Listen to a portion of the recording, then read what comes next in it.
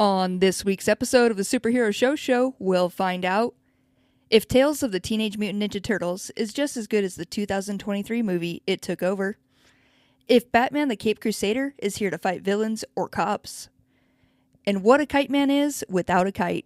All of that and more on an all-new episode of the Superhero Show.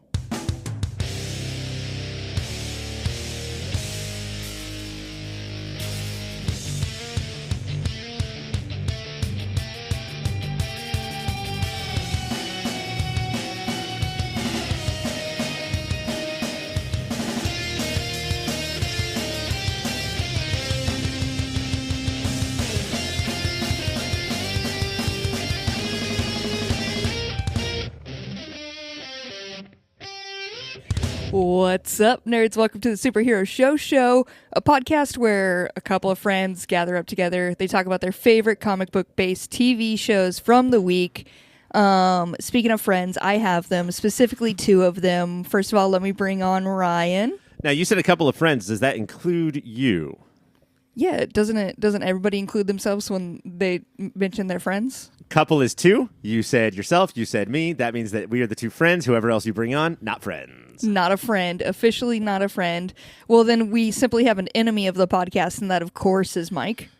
Yes. So I'm not just an enemy of you guys. I'm an enemy of the podcast itself. Yeah, the listeners, the fan base. Are aware. They're aware? Yeah, fuck them. They're aware that I'm the enemy. Yeah. To quote my hero, I am the enemy. Vladimir Putin said that? Patrick Fugit. Ah, of course. Almost famous. Yeah, of course. We all knew this. Do you relish being the heel of the podcast? Is this a role you were born to play, or are you bummed about it? I learned long ago, as a wee lad, that no matter how much you want to be somebody's friend, they don't want you as their friend, so you just become the enemy. And eventually, the armor that hides the hurt becomes the truth. Now, that's how you live your life. Is this a Mike-specific lesson, or is this a lesson for everyone to learn? This is a motto he specifically has tattooed all across his ribs. Yeah, it's my memento.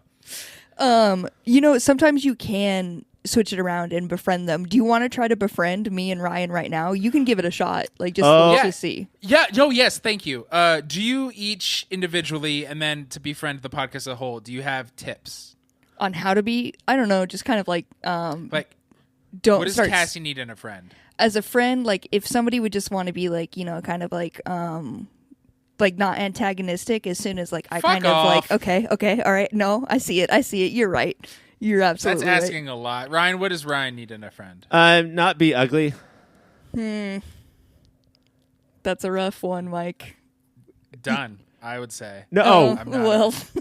On the outside, Mike, you're very handsome. Thank That's you. not what I was talking about. Oh, no. Ugly to the core, for Yeah. sure. And then what is so I can't be either your friends as individuals. What does the podcast need as a friend?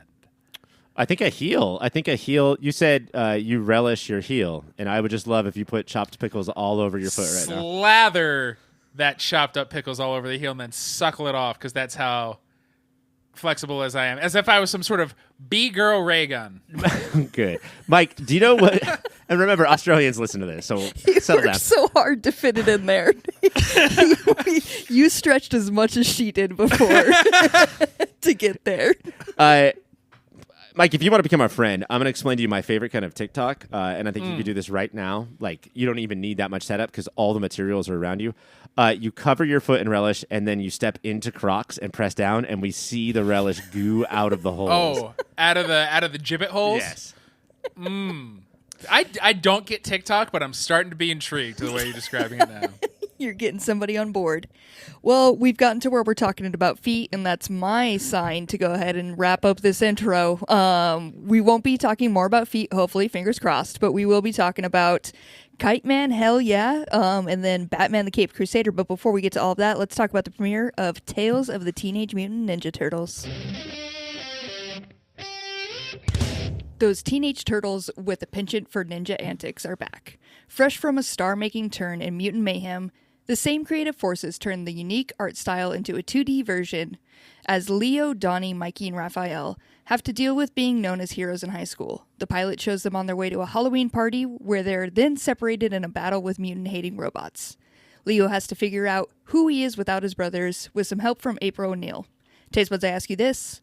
How well does the show pull off drilling into the essence of Leonardo on his own? I mean, this is a trend in comic books right now, and so maybe it's all storytelling, but I'm a comic book guy, of when you start a new comic book series that's a team, you sort of give each member an issue and then have them meet up in the 4th or 5th or 7th issue. Mike, cartoon that you've been trying to get me to watch forever, Avengers cartoon. Oh, Avengers Assemble Earth's Mightiest Heroes with a sweet pop punk intro. Is that Fall Out Boy? Yeah, No. that whole title. I think that Fall is how Out Fall Out Boy writes their titles. I think Fall Out Boy did Spider-Man and His Amazing Friends. It doesn't matter. I think maybe it's becoming a little bit cliche now. In fact, the current Ninja Turtles comic book, written by Jason Aaron, believe it or not, is doing the same thing. But teams are so hard, and we lose all of the specific personal dynamics with it. I thought that this was an incredible episode with Leo because it really proves that he is a teenager for sure, which is like what all the movie got credit for, right? Is like they're finally Right. teenagers, but he's also the old man of the group. You know, he also has this way of thinking that is old-fashioned and traditional. He probably didn't tell anybody, but voted for Trump in the last election. Like, that's the kind of old I don't guy know if he you is. want to besmirch his. I think we're good watched name. maybe a different one. I'm not sure.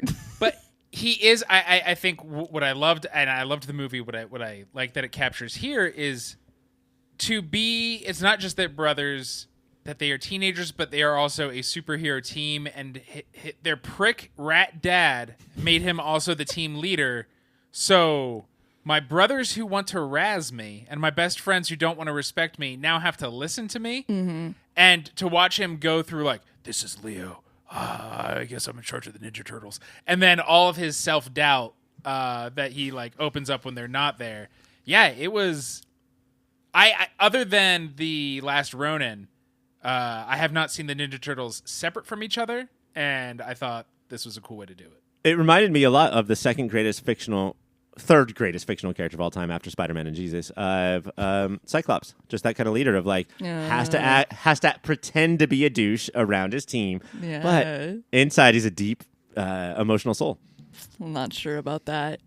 I am excited that we are going to get, I think it's looking like we might get like, while they're separated, like our introduction of each turtle individually, which I think is a cool way to do it, especially as we're getting like these teen versions of them that they all have like these teen doubts, like you mentioned, and everything before, while still also trying to be a team together. The one I am maybe worried about is Mikey. I love Mikey, but I don't know about Michelangelo, not Mike on this podcast. Let's make that clear. No, it's clear that you guys don't love me. Yeah, that's been well established. But a full Mike-centric episode scares me, but this one might be able to pull it off. Okay, let's not call him Mike. You got it, when you say that, 'cause Michelangelo. I think the fans would love a Mike-centric episode of Superhero Show. I think that maybe Mike should change his name because now we have Michelangelo to talk about. Like now you're Mike number 2. I do think that one of the failures of this movie that like we brought up on countless podcasts last year, like whether it was best movies of the year or didn't matter, we were just always talking about Mutant Mayhem, is that in an attempt to make them more teenage and get away from their one leads, one does machines, one is cool but rude, and one is a party dude, that they did sort of just become one entity. You know, I didn't see the personalities that much in the movie, so I think that this is a really good start. Right, because aging them down, I do feel like they're all searching for their energies. And I'd say already in this first one, they all had different takes. They're trying to get to this Halloween party, and they all have different reasons and different attitudes on their way in. Leo being clearly responsibility on his shoulders, but also like the most socially anxious. Like he's looking for homework to do so he doesn't have to go to a party. And then Michelangelo saying, "I don't drink and drive," and then just doing more crystal meth than I've ever seen one turtle do. Because he's responsible. He's not going to drink and drive. Raph, wanting to look cool, but still dressing up like a total goober. And then Donnie, for the first time ever in any Ninja Turtles adaptation, just probably being the most grounded, chill, mellow dude. In this episode, they were like, Donnie, figure out this phone because you're the tech guy. And he's like, no, I'm not. I guess I am. Fine. But it was also his phone, which, again, like part of why we appreciated the movie, and I think the show is capturing it, is they are not just that they're teenagers, they are brothers. So it is Donnie's phone. He's annoyed they want him to do it, but then he's also annoyed that they keep taking it. All of that captures siblings. And I think that's the case for Leo, too, is that I accept my role begrudgingly. And I'm stoked to have it, and I'm pissed at you for giving it to me. Yes. I really, to continue talking about who they are, Leo is drawing a comic book of their adventures that kind of is this adventure in his comic book, or does he have some sort of page master powers where what he draws comes to life? Don't think about it too hard. But when he's talking to April, it goes into his comic book, and he describes how each of his brothers react to something in the most... him-filtered lens to the fact that April points it out that she does not believe his narration, where he looks very suave and badass, and they are all... If your older brother was making fun of you for liking these characters, how he would make them talk. Mikey's idea in Leo's comic to get out of trouble was, what if we all farted at the same time? Yeah. And Raph's was always like, I'm going to punch instantly. Punch it. and see, Donnie was, I'm too busy, I'm Googling it. Yeah. As a child of the original cartoon, Raph was my favorite because cool but rude. Like, give me a break. I just feel like, I mean, it's hard to sum me up in 3 words, except for those 3 words. And then with the movie, I never read the comic book, but with the 91 movie, and then after that, Raph is just rage. Yeah. Yeah. Okay. That is cool but rude, is anger problems. So cool. Does he get the most ass, do you think? Yeah, well... That's what people think. It's cool, comma, but rude, but it's 3 cool period, but period, rude period. The 3 things he is. He got that ass, which gets that ass. And then for Michelangelo, it's cool, yes, but rude, yes, because he wants to fart all the time. His butt is rude. And that's who I always related to as a kid. Of course. How do you guys like the adaptation from the like 3-dimensional CG version to the 2D, and then all of the very frenetic fight scenes?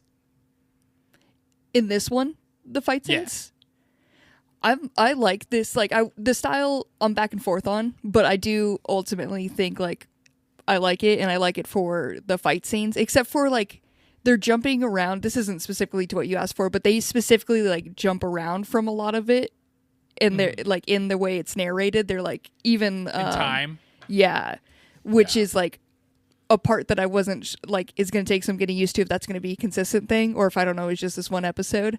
But I think overall, like I'm fine with the animation style and how the fight was. It's very comic book. Like they just kind of like whoosh over, and I think it's cool.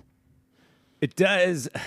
I hate to be this guy, but when I say that I don't think it's for kids, it's not because of the amount of turtle penis or crystal meth in the episode. It's just I think this editing style and animation style is poor for kids to get used to. But as far as I go, when I first started watching it, I was like, okay, this seems affordable. No knock, but like this seems like it's easier to draw this way. And then by the end, watching Leo's multiple fights against the Mechazoid, yeah, I was like, no, this like it looks scratchy, right? It's not clear, thick lines, but they're taking their time. Like this is really well designed. It's very purposefully scratchy. Yeah, it's intentional. A lot of work went into making it look like it had a cartoon equivalent to Bedhead. Yeah. Does that analogy make sense? Yes. I do. Here's how I know I'm old. Is anytime they're not fighting, I'm like, I love how this looks. And then they're fighting, I'm like, there's too much going on. This is so choppy. You take your cane and you shake it at the TV. Clearer picture. I would say that the artists of the cartoon in general are much better than Leo's comic book. Bro, you are a teenager and you draw like you are 6 years old. What do you have, 3 fingers? 3 very fat fingers. Get better. He draws like he just drank 3 fingers of whiskey, if you know what I mean. In the fight, yeah, he's an alcoholic for a teenager. I get it. In the fight that I loved, and I've not seen, is he fully turtled. Yeah. Because the big rubber suits could never do this. And then falls down a fire escape, and I could watch that for hours. That was delightful. And yeah, April comes out and's like, Leo, you're okay? And yeah, he's got a turtle shell. Although, have you guys ever seen in real life a turtle shell crack? No. It's horrifying and bloody. Disgusting. And you're just like, it's not a costume they wear. No, I know that's their actual shell. And if one of them cracks, I'm going to freak out. It's like muscle. And then I'm going to eat some delicious turtle soup. There is, I do want to talk about April O'Neil. I was not ready for Io to be a part of this and was so delighted as soon as she was. It is a weird mix knowing that, like, all the turtles are, like, teenagers, voiced by teenagers, and then there's Io, and I was like, why not? She can play a teenager. Yeah. Yes, but now we're working on 2 levels because if she hooks up with one of them, which inevitably she will, not only is she going out of species, but she's like 30 and they're like 16. But it's only their voices hooking up, so it's like phone hookups, and that's okay, I think. Mike, give me your phone. No, I'm taking thank your you. phone away. I'm talking to a much older gentleman, and it's okay. I flipped that bit on its head. Didn't see that coming. Good work.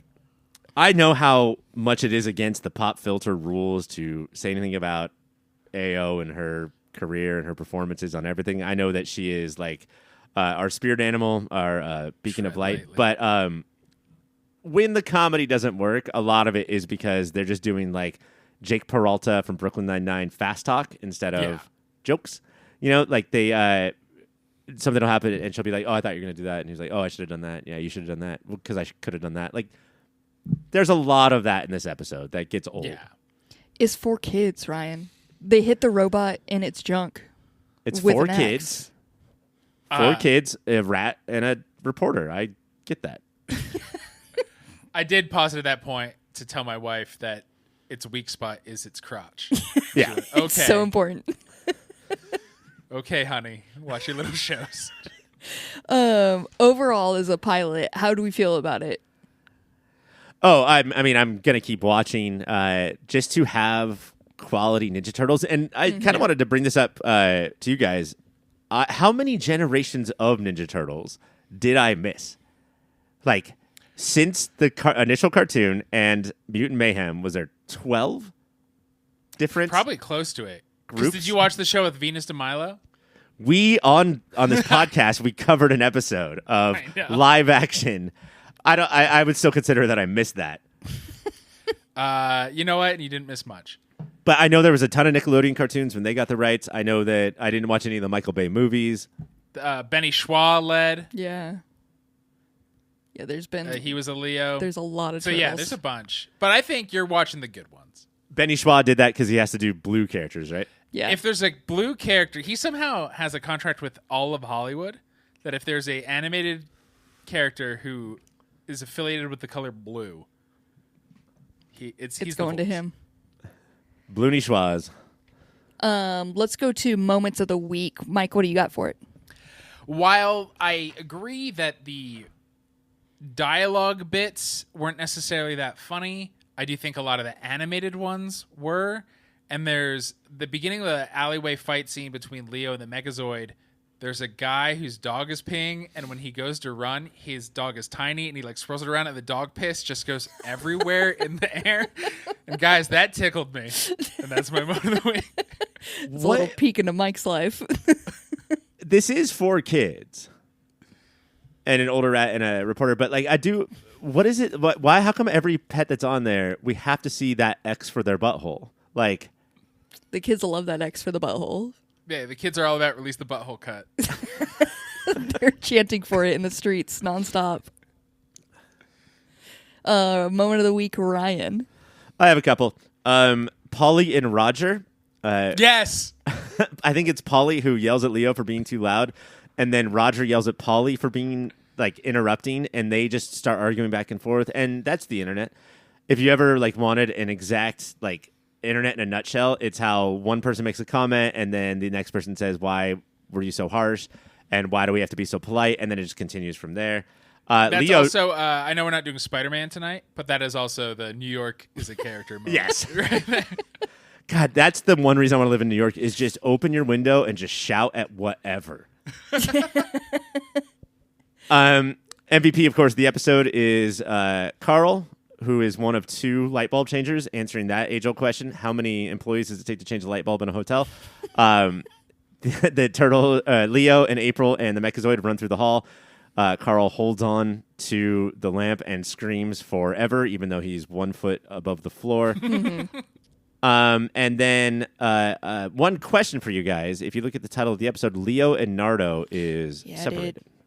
What is that about? I genuinely, I thought it was a typo. I had to search so many places to be like, why is Nardo? But one of the kids called him Nardo, so I don't know if it's just, 2 different, they're like, no, you can call him Leo or Nardo. Coolest or worst nickname? Cassie, do Wolfmen have Nardos? But yeah, that was really bugging me too, and it gave us no answer. It just really left it out there. And one last thing, the most age-accurate part of the entire show is that fucking teenagers are always out of battery. I don't know why they can't charge their shit, but plug it in when you sleep. Stop using it so much during the day, but how are you always out of battery? And a lot of this plot hinges on the fact that everybody's device is out of battery. Yeah. Also, portable batteries aren't that hard to get anymore. They're all over. Every event will give you a free one, basically. Put them in your fanny Go to packs. an event. Go to a fucking event. Go to an event for once in your life. You child. Get your dick out of your ass and go to an event. Out of their own ass? Mm-hmm. Of course. Are you fucking with me? My moment of the week, it's right at the beginning, but I just love that Splinter just talks in Bourbon. And it's unclear if the kids can understand him or not. I love it so much. So Ayo came back, but Jackie did not? That's my theory. Is Jackie Chan went, I did one cartoon in my life, the Jackie Chan Adventures in the 90s. I'm not going to do it. That's it. Also, that show underrated. That one I was saw good. I saw some article on somearticle.com that said that Jackie Chan is the 6th highest, has the bank account of the 6th biggest bank account of actors. He's worth $500 million. So Damn. Tales of the Teenage Mutant Ninja Turtles probably could not afford that paycheck. Yeah, definitely. I'm glad you spelled it out because I thought you were just choking. There he is. He's going down. That is all the time we have to talk about Totems. But I do have time to talk about a website. And Mike, I believe you've spent maybe 2 whole weeks working on a big website idea. So the floor is yours, buddy. You can share it. Are you sure?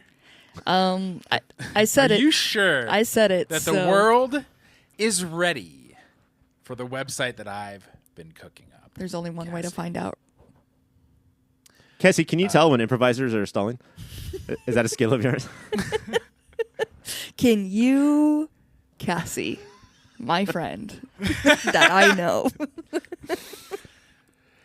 It's, of course, based on nothing we've said the whole evening, wolfmansgotnardos.netto, and it lists and tells you every movie. If there's a character you're curious whether or not they might have nards, it'll let you know. It's kind of like the Mr. Skin of its generation, but specifically if an anthropomorphic character has nardos or not. Woody? No. Buzz? Yes. We should say That's that just if you were born after 1995, it means balls. It's nutsack. Oh, do people not know what I don't know if people nards know are? what nards are. There's a huge Wait, Mike, I heard contingent. you're the nards are. I'm the nards are. I know where nards are. There's a huge contingent that doesn't know what the Wolfman's Got Nards means, right? I know. That's crazy. Wait, Yeah. that There's a specifically means something? Oh, yeah, There's Cassie. There's a hat I often wear, and I know people don't see that except you guys, called the Monster Squad. And that is a good movie better than the Goonies. And that is what that's from. Oh. Now, So do yourself a favor, learn some history, and watch the Monster Squad.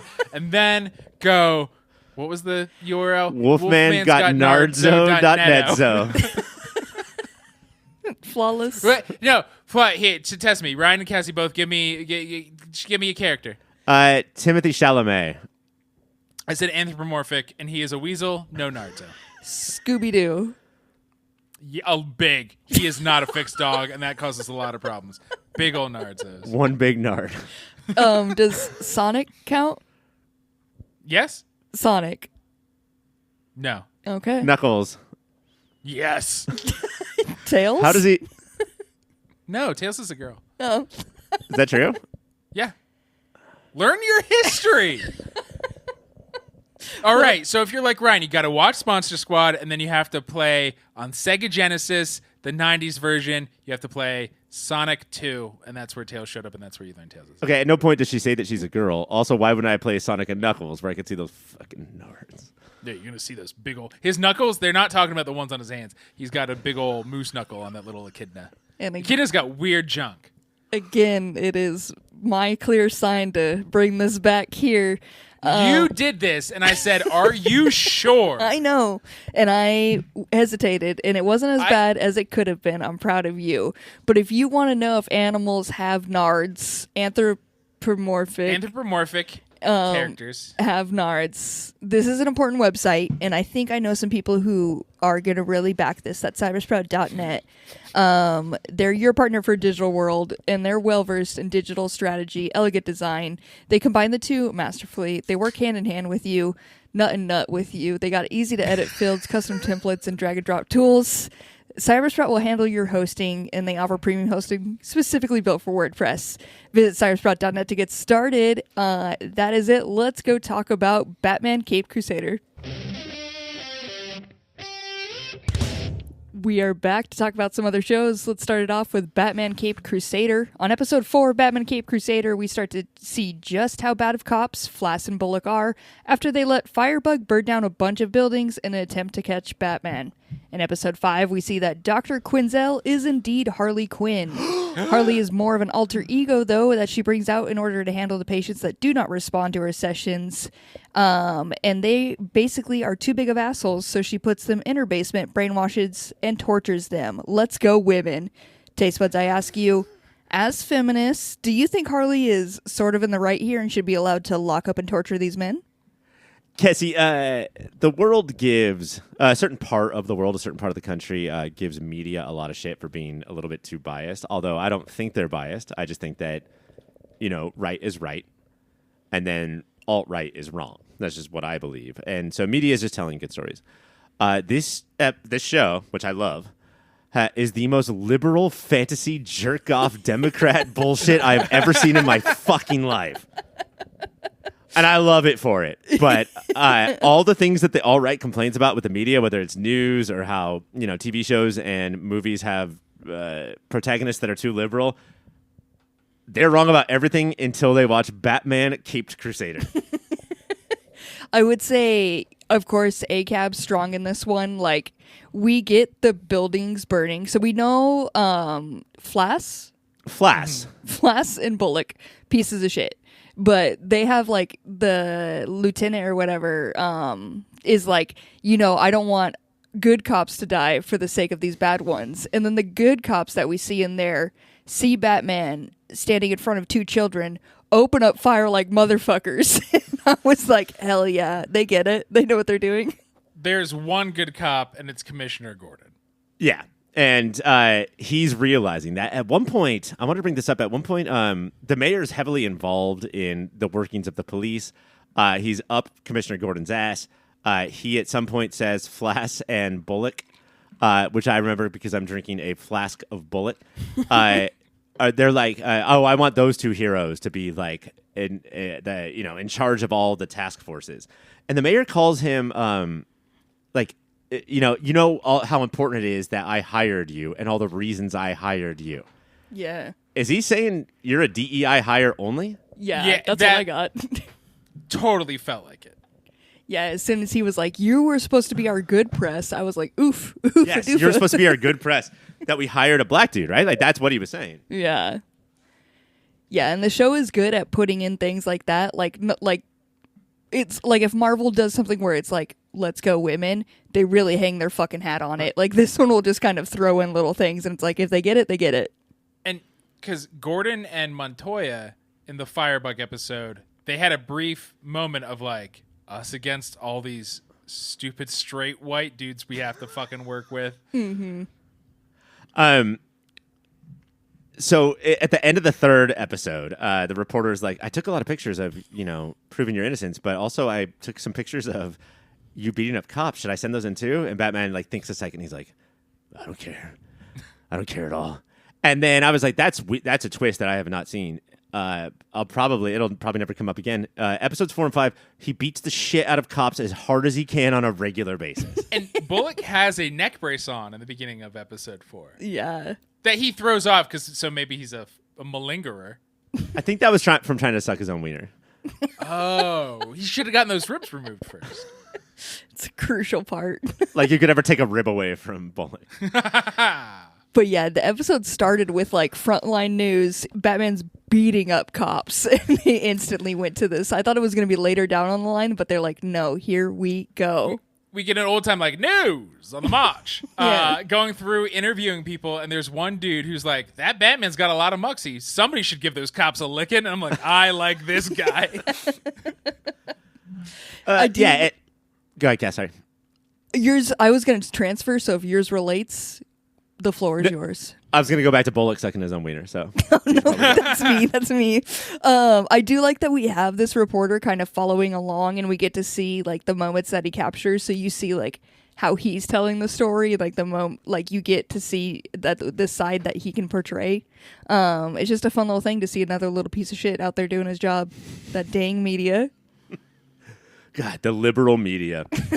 I want to talk about Firefly real quick. Firebug. Firebug. Don't you dare call him Firefly. He'll get very offended. I would say that over the course of Batman's history, roughly on the same level as Kite Man, right? Like, Yes. that killer moth level of villain. Who do you see him beat up at the beginning of the comic before the real villain comes in to unleash his plot? It's like, I need to work out some stress before I go get the real villain. I'm going to kick the shit out of Firebug. I've never seen it like this. Like, there's a whole thing where they're going to take him and let him go burn down a building just to get Batman there, regardless of how many people die in this burning building.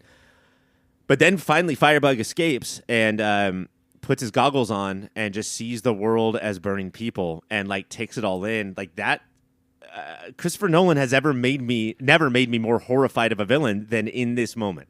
This show is very much not for kids because he sees the world on fire, and it's not explicit that it's sexual, but like he definitely is charged in a way that he was not before he put those goggles on. And his fire suit gets a little tighter when he puts those goggles on. Is this my clear sign that we should move on to Harley Quinn, or is this a bad note to We're move not to Harley saying Quinn we on? like it, Cassie. We're just commenting on what we saw. Gosh. Just like But- good reporters. Over the last couple of weeks, we talked about how they're not doing Batman Begins like from childhood, and they're not doing Batman has been in town for 10 years, but some sort of middle ground. And Year one. around there, like people know that he might be a thing. And then watching the relationships over these 2 episodes of him and Gordon and Barbara and Harley, like Bruce Wayne should have been in that fucking downstairs chamber of Harley's. He barely made it out of there. But I love how they're working these relationships to build this trust. And guys, that spotlight that's on top of the police headquarters for no reason whatsoever, I bet I know what happens to that. Spoiler. Mike, as the resident, I'll say Harley Quinn expert, has this version of Harley, like, this is new for us to see? Like her reason, like her keeping them in the basement and stuff? So I'm going to reveal a horrific truth, Cassie. I only got to watch the Firebug episode. And so I met Harley when she was just a therapist who learned under Dr. Crane and hints that her and Montoya were an item in the past. But I did not get to see her, what sounds like amazing sex dungeon torture chamber thing that I would be super into. Oh, it's fucking horrifying and hilarious. Like, I'll answer the question, Cassie, as the non-expert. There's one like clear difference between this and all other Harleys that I know, and this show has, outside of the Penguin, has brought no heavy hitters. You know, we don't have Riddler, we don't have Zaz or Mr. Freeze or Maxie Zeus. You know, all of our Egghead, all of our favorite Batman villains, and so there is no Joker. And so she is doing this of her own volition, and I think that's a huge step in the right direction because I'm so fucking tired of the Joker. Yeah, I thought it was so rad to just have her be like, because they set it up with her talking to maybe it was Montoya, but she was like, Montoya was like, how do you deal with like the scum of this fucking town? Like, how do you deal with it? And she was like, oh, you know, you just gotta laugh through it. And actually, She does it by just straight up, like, if they're too big of pieces of shit, she tortures and brainwashes them and makes them dress up like babies as grown men. Now, she doesn't... You all right, Mike? Sorry. What? No, I had a moment. I think to quote Oliver and Company, the Billy Joel-led Disney movie, if this is torture, chain me to the wall. Christ. It's important to note that she doesn't go after the poor people who are probably trying to steal pearl necklaces just to feed their family because they, for some reason, had babies that only eat pearls. But instead, she's going for the actual criminals of Gotham who are keeping those people poor. She's a therapist, and she will fix you. And if she can't, she will lock you in the dungeon, dress you in what Mike is wearing right now, which is like the green dandy hat, the wig with a lolly, and just belittle you to the point where you fall in love with her and you will do her bidding. And I say, Kamala, please make this happen in America as well. It's also like, so they're all in their little chambers. She also just has boxes of weapons out front for when she wants one of them to beat the shit out of each other. And I'm like, yeah, this is perfect. Honestly, this Harley's right. She gets it. But you want to get there first because it's like mace, like ball and chain, and then baseball bat, and then like cricket bat, and then like hula hoop. Like, it's like, I don't get know, there as man. fast as possible. I only had so much. But I do like this take on it. I'm here for it. I like what they've done with all the characters so far, so I'm excited for this. Yeah, it's awesome. And then at the end of this one, Barbara comes down, realizes, and the whole building's about to explode. Batman's trapped. Barbara's trying to save him. Harley realizes that Barbara, her best friend, is in there, so she goes back down, mask off, and reveals who she is. I don't know what happens to these people now. You know, this isn't like the constant reset of everything is the same at the beginning of the next episode. Like, Harley, Dr. Quinzel, has probably fucked up her practice after that night's proceedings, and I'm excited to see what happens. Yeah. Let's go to moments of the week. Mike, you got one? Yeah, it is. Ryan hinted at it. He said, Christopher Nolan can never horrify him like this. It is when Firebug sees everybody already on fire. So he thinks, I don't know, he's freeing them, but he's obsessed with fire and already sees the world like that. And it looked awesome. I didn't fully pick up on that, so I'm glad I can converge with you guys here. Even though it was a big dramatic moment and you literally see through his eyes it burn, I was just like, yeah, dude's in the fire. But this is good. Did Cassie just reveal that she's also into fire? Is that what she's saying? Yeah. Fire's She's pretty into cool. fire the way I'm into a woman chaining me up and making me dress like a baby. Ryan, you reveal something about yourself now. I like missionary sex. Ew, you pervert. Ew, nasty. You sick freak, tell me your moment of the week. My moment of the week, there's a scene at the end of, I believe, the 5th episode where Montoya and Commissioner Gordon are at a bar realizing they are fucked. Like, Flass and Bullock are now heroes. Barbara comes down, puts her hand on her dad's shoulder, and the three of them realize that it's like them against the world. Mm-hmm.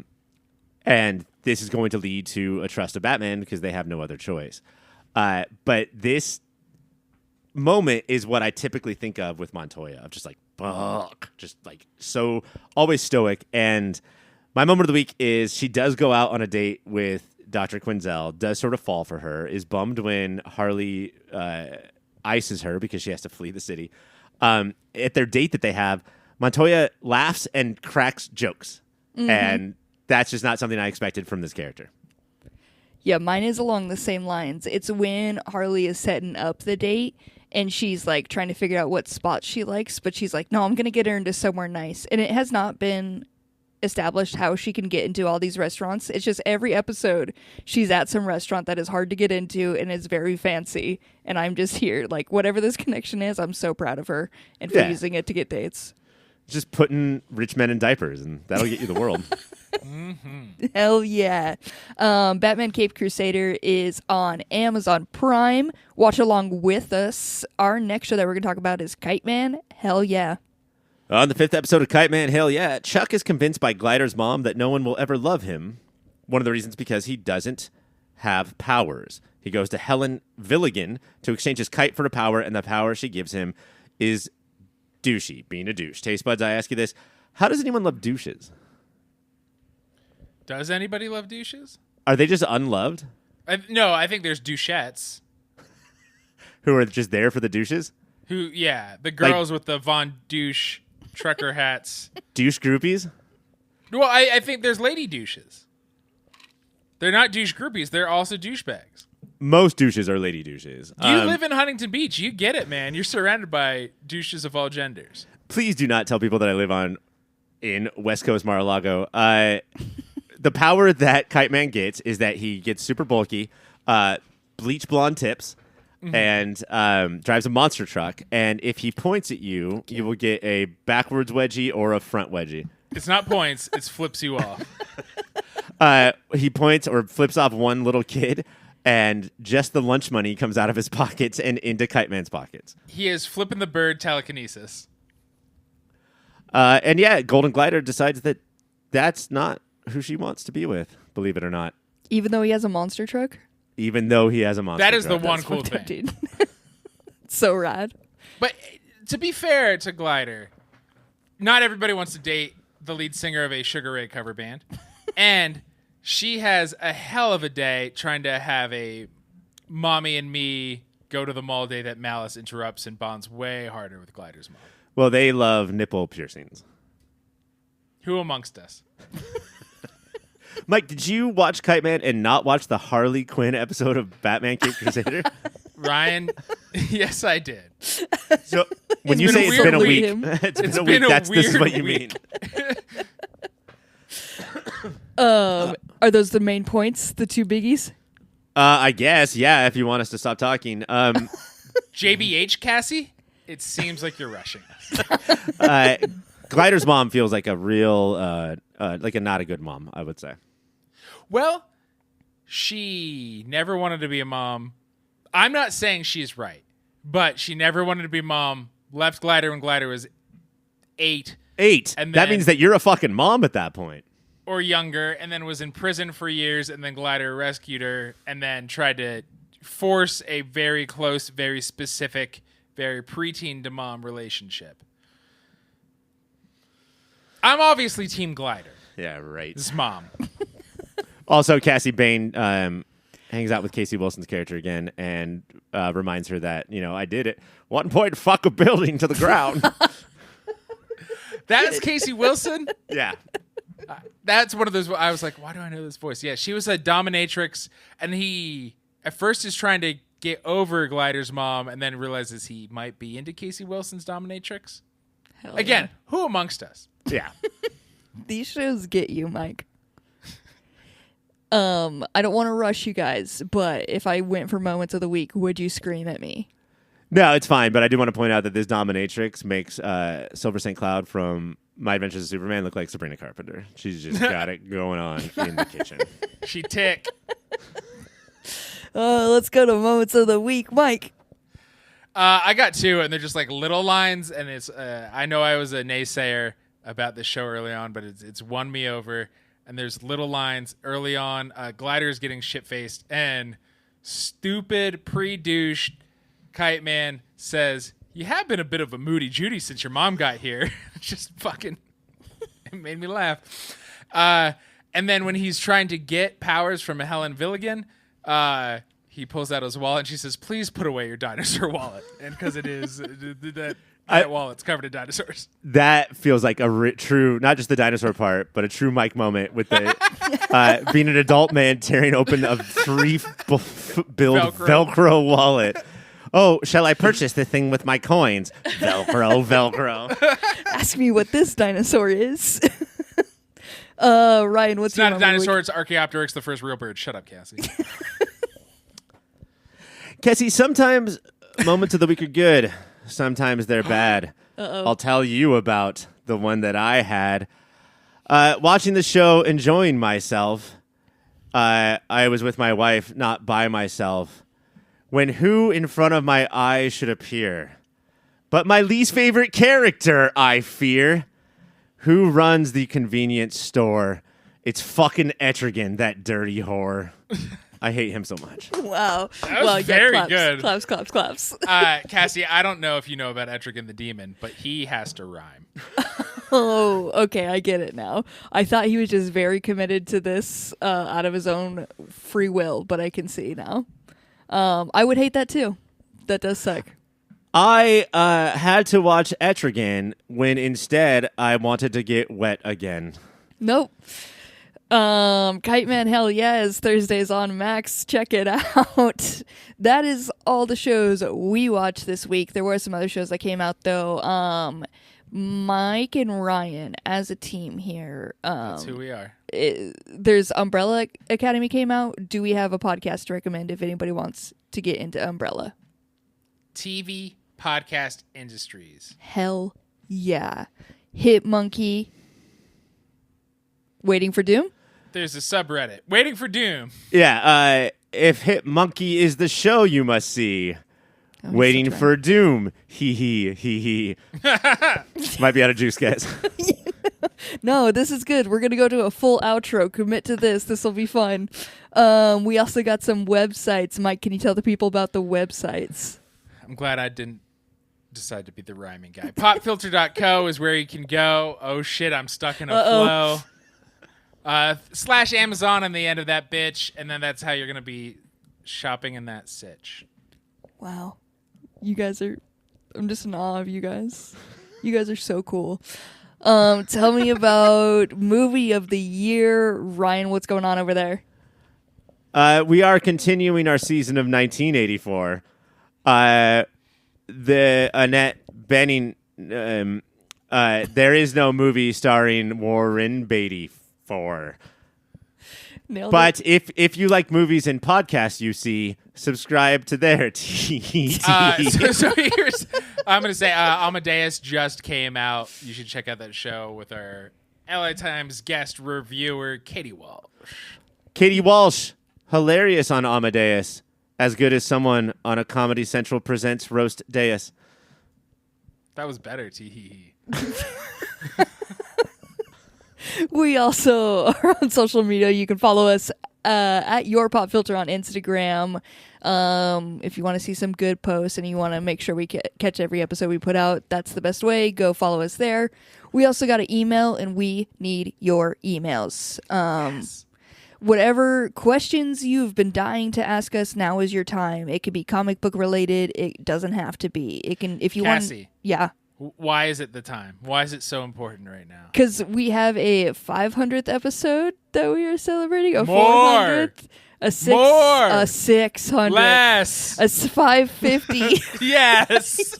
Yeah. The classic 550th anniversary.